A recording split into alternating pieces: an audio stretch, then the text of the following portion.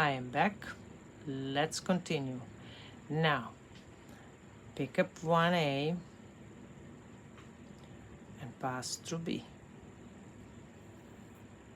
It's easy. Now we have to add 3 B's, you remember, because 3 times our thread will exit through B beads. So that is just 3 B beads, and then with the third one we are passing through C. Add 1 C, passing through D, pick up 1 D and pass through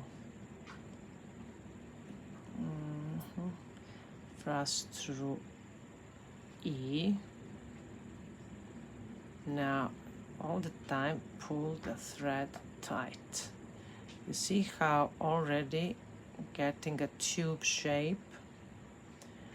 Okay, now pick up E and pass through F. Now we are increasing. Pick up 1 F, 1 E, and 1, 2 G, and pass through the first added bead in this row, that is A. Okay, you see how it's growing, the spiral is growing. And continue. I just want to check after those. This is 2, 3, okay, just how many of them. I have to follow my tutorial also. So let's start a new row. First add 1A, keep the tension, add 3 B's, 1, 2, and 3 is passing through C. Okay, now C,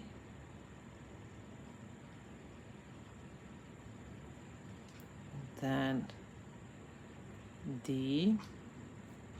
You see, it's easy, it's so nice and relaxing.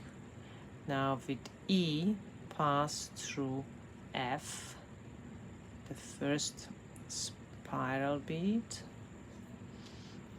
We pick up 1 F and 1 E and 1, 2, 3 G beads and pass through the first added A in this row. You see how it's growing. So you continue like this, and at the end we will have 12 beads in the spiral part. In total we will have, follow the pattern in the tutorial, follow the steps and do all those rows, and you will have 12 beads in the spiral part.